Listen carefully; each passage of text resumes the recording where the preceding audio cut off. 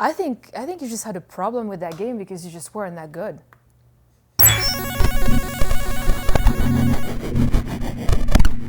Welcome to Eligible Monsters Listcussion series. My name is Benny. I work over here. I work in the other channels. I work on like 9 different things. I never sleep. Sleeping's for the weak. And I have my beautiful co-host. She's gorgeous. She's awesome. She's the best gamer in the world. I'm not trying to make her feel self-conscious. What's wrong? What is that intro? What is that intro? What is that? Today we're doing Listcussion. Oh, wait. Hang on. What are we doing first? I'm so sorry. I need to stop you right here. What are we doing? We're doing a Listcussion. No, wait, this is not... A show that we do here on Eligible Monster where we find other things. What the... What? It's a Tracer mug. No, it's not even that. It's just like the books too. Like, what are we doing? What's going on? Bye, Assistant Monkey. Thank you so much, Dan. Thank so you. a Listcussion is a show that we do here at Eligible Monster where we grab various lists from the internet and we see if we agree or disagree with them. What? You don't like our Assistant Helper Monkey? I'm not a fan of that intro. I mean, you know, it's not professional at all, but that's cool. Let's just roll with it. Whatever. We just roll with this stuff here. Things blow up. There's a C4 strapped in it. So today we're going to be doing another Listcussion show, guys. We're going to do 10 rage quit moments that made us leave video games forever. You mean you, not me. I never quit. Well, some of these you didn't play, so. Oh, okay. Number 10 is, this is from whatculture.com, guys. Yes. Number 10 is the first fist fight in Kingdom Come Deliverance. I didn't play it. I did check this. We did play over half of these. But did you play this? Kingdom Come? No, I can't. I have not touched it. No. Apparently, trying to knock this guy out is an exercise of extreme patience as you're getting locked into the same counterattack animations over and over, barely getting a punch in yourself. Not only does it take far too long to complete, but it essentially is the first taste of combat you'll get in the game, which sets a dangerous precedent for the title to come. I've played a lot of games. They open up in a really crappy way, and I don't want to play them because of that. And then I go back and try it out later, and I'm like, oh, the game got 10 times better later. Darksiders 3. I think you just had a problem with that game because you just weren't that good. Or the game sucked. I've actually heard really great reviews for that game. I don't understand what you mean. Or the game sucked.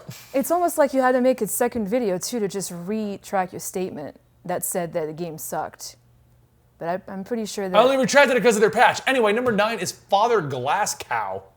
What is that game? Bloodborne. What? Bloodborne.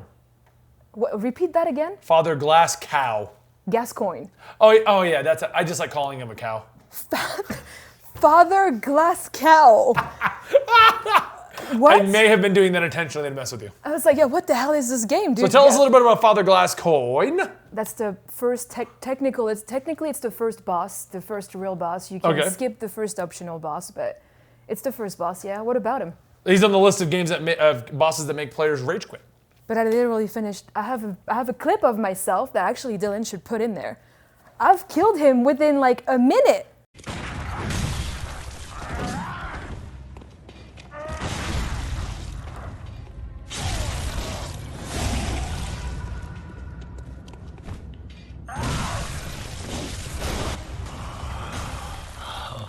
What's that smell? The sweet blood. Oh, it sings to me. It's enough to make a man sick.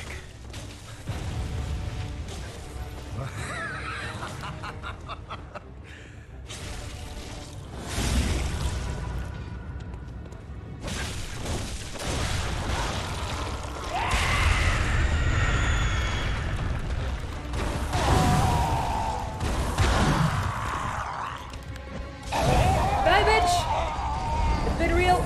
But not you. Did you find him hard enough that people would rage quit a game over him? No. Glass Coin? If anything, maybe like the fourth or fifth one, but not the first one. First-time players and even Dark Souls lifers of Father Glass Coin proved to be such a step up in challenge that he became known as the boss that separated the wheat from the chaff in Bloodborne.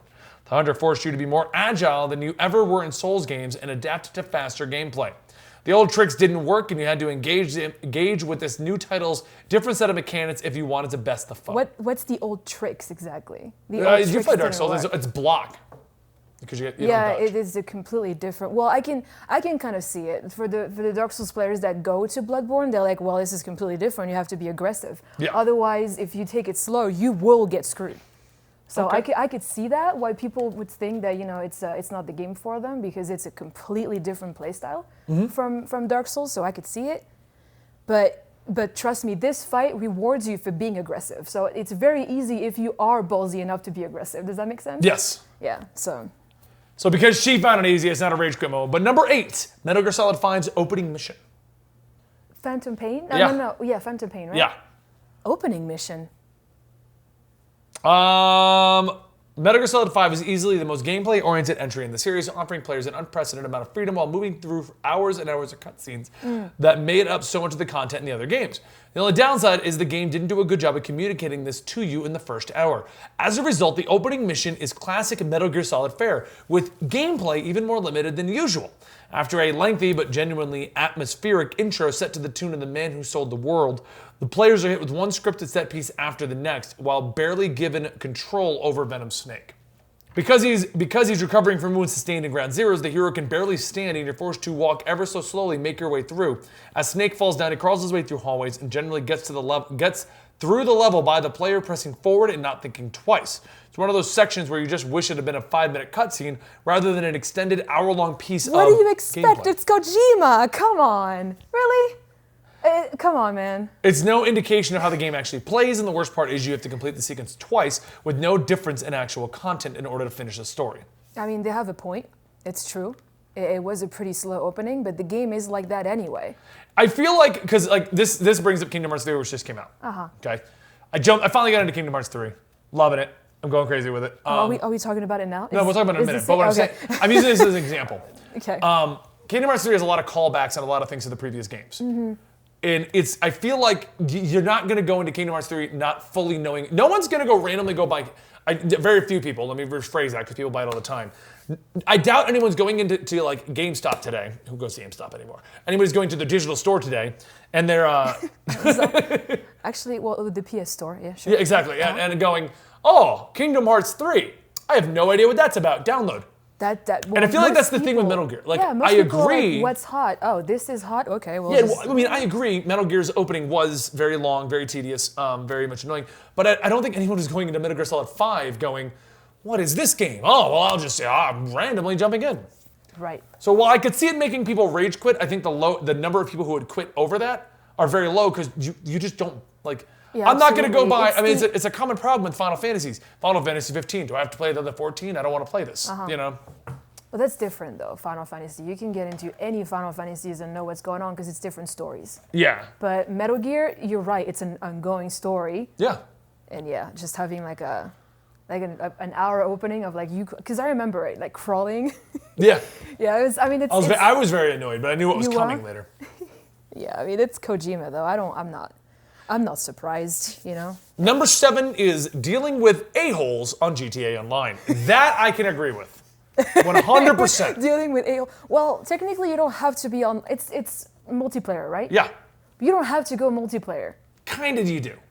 I play GTA for the story. You're 100% right. Now, hold on. You can go online, and we've done this private rooms with just our friends in a nice mode, yes. and it's a blast. Yeah. Every time I have tried to get into a normal game, Yeah. some idiot's just trying to run me over, someone's taking pot shots, even if like the PvP is turned off, everyone's just messing with you, and that's all people do in that game. It's the exact same problem I have with Sea of Thieves. And the problem with GTA Online is, at least there's a slight progression system behind killing other players. In any open world Well, Sea of Thieves is multiplayer. not even a progression system. The whole point of the game is just to mess with people. I played that for 1 hour. 1 hour I played Sea of Thieves. It's one of the few games I didn't rage quit. I just pretty much was like, there's no point in this, and put it down. Because there's no progression system, so what's the point in chasing other players and killing them, other than to be an a-hole? Some people just want to be grieving assholes, you know, that's fine. And that's what that game's for. And GTA as well. And same thing happened to me in the crew as well. Some people want to help, some people just want to crash into you for no reason. And you're like, but why? It's the crew. Yeah, exactly. Crew does the exact same thing. Yeah. And then 2, they made us you just drive through people, and that ruined that. Yes, that's true, actually. No, actually, it fixed it. It fixed it. It's good. Yeah, I mean, it's not for me either. I give it a shot. I think we were doing it for EM, right? Yeah. And we give it a shot I give it a shot personally for like 2 hours, and I was like, this is not for me. I am glad I stuck with the single player and just had a blast with that one and just moved on. Yeah. Number 6 is dealing with the alien in Alien Isolation. It's what would you rage? The whole point of the game is to sneak past the goddamn alien. What would you? What?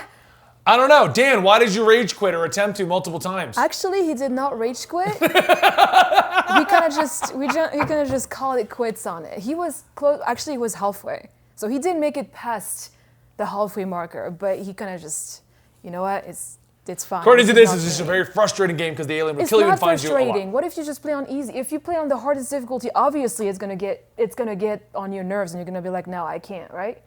But if you play on easiest difficulty, then just have patience. And if it's not the game for you, then just don't play it. Yeah. You know what it entails. It's an alien chasing you. So at some point, you must. Our chat is correcting you. Dan was not halfway in any shape or form. Sorry. It was at some point, whatever. He's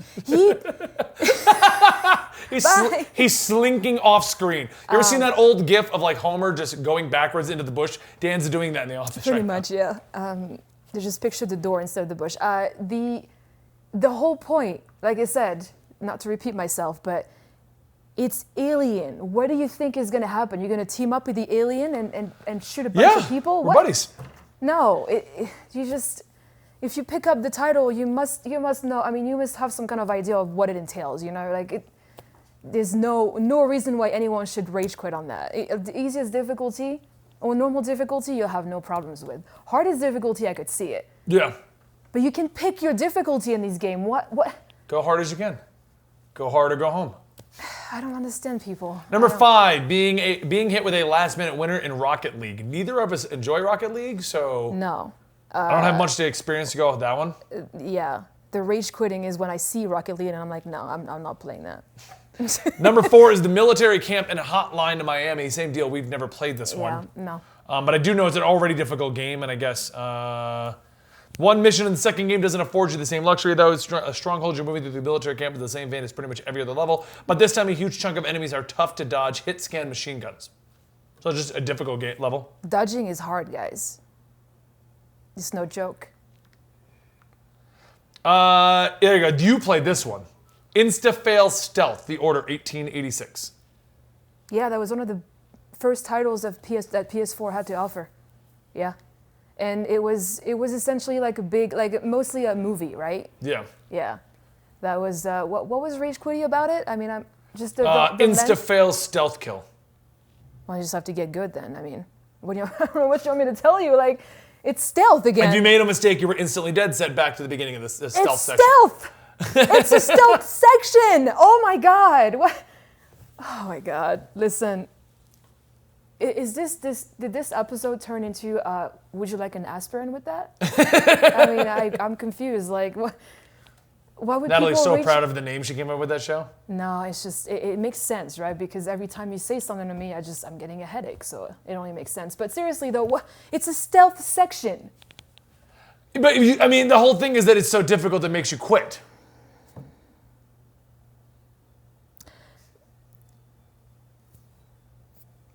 Number 2 is protecting Natalia in Goldeneye. It was like one of the first escort missions. Oh yes, okay, I agree with that one because that was like way back in the day, right? Oh yeah, That AI was fucking stupid as hell. Stupid as hell. Oh my god, the worst AI ever, right? Oh god, sorry. I was like, I don't know, this new microphone's throwing me off.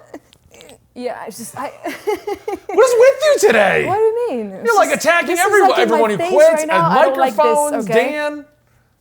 I just gave Dan a raise. What are you talking about? I was seriously though, like Natalia was the worst. She would I remember because it was one of my first games ever, first person shooter games ever. Yeah. And I remember me just cussing her out because she wouldn't follow me or she would just get lost. It would just. God, that was the worst AI ever, dude. And I can agree, as a rage quit moment, broken AI or broken game mechanics make a lot more sense than just, you failed at stealth. But yeah, that's what I mean, though. Like when you fail stealth, you've only got yourself to blame. When it involves an AI that's stupid as hell, then it's not your fault. It's just the AI being stupid as hell. You know what I'm saying? Yeah. So, yeah, Natalia was awful. God damn it. The last, number 1, is the Bed of Chaos in Dark Souls 1. The problem with the bed of chaos is quite simply it seems straightforward, but then the tiles of the floor disappear, and you're forced to move around the creature's side to attack its remaining weak spots. The only problem is it'll hit you with a sweeping attack that'll knock you down into the void with no chance of avoiding it. I mean, because you can't avoid that one. That's a broken game boss. But it would be fine if it's not like the game can't have a boss based on more luck than skill, but Dark Souls gameplay loop makes you instantly jump back into the fight like this impossible. You always have to walk to the staging area from the bonfire, which in this case takes minutes, just to have another crack at it. You can kill the other bosses, there's a sense of satisfaction, but when you vanquish the bed of chaos, there's a sigh of relief and exasperated, thank fuck for that! Censor that! Hang on. What? Hang on. The bed of chaos? Yeah, I'm trying It's to... an RNG boss, basically. Oh, yeah. I remember that. I remember that one. You just have to... Yeah, you have to go to the arms. And then once you're done with the arms, you But go you can't dodge its sweeping attacks. Yeah, it sucks, doesn't it? What? What? What is with me today? What do you mean? I'm giving you some info. It does suck. What do you want me to say about that? Be nicer. It's just, people just gotta get good, you know? Oh my God, you. I'm sorry. You're making Dan cry behind the camera. I'm sorry. It is a challenging boss, though. I will agree with that. So you know what they say, if you can't do it yourself, then just summon someone to do it for you. You're not wrong. That's pretty much the fastest way to beat a Dark Souls boss. I mean, you have humanities, use them. I'm gonna summon 4 people, or 3. I think 3 was the max. You have an no, you don't have an NPC. Wait, was it 2 in the first game and 3 in the second game, or something like that? Yeah, or you know, it's just. The chat says that Natalie is being mean today or and sassy. Just look for a sign that says, what is it? Summon player Sushi Macro, and he'll beat you for. He'll beat that one. For you, no Mopey has named the Listcussion "Get Good" as the working title for the episode. I mean, that is true. I mean, most of them definitely is what it comes down to. Get good. It's time to get good. It's true. What do you mean? What are you like, for? Anyway, guys, thank you for joining us today. If you want to get more Natalie, check her out on Twitter at ZoticalCandy or on her Twitch channel, ZoticalCandy. Or you can find her right here at Eligible Monster and on the Eligible Monster Gaming channel on Twitch. Thank you guys so much for joining us, and we are going to be continuing with the show live on twitch.tv/EligibleMonster. But if you're watching on YouTube, let us know in the comments down below what you found to be the most frustrating possible in video games. We'll see you next time. Bye, guys.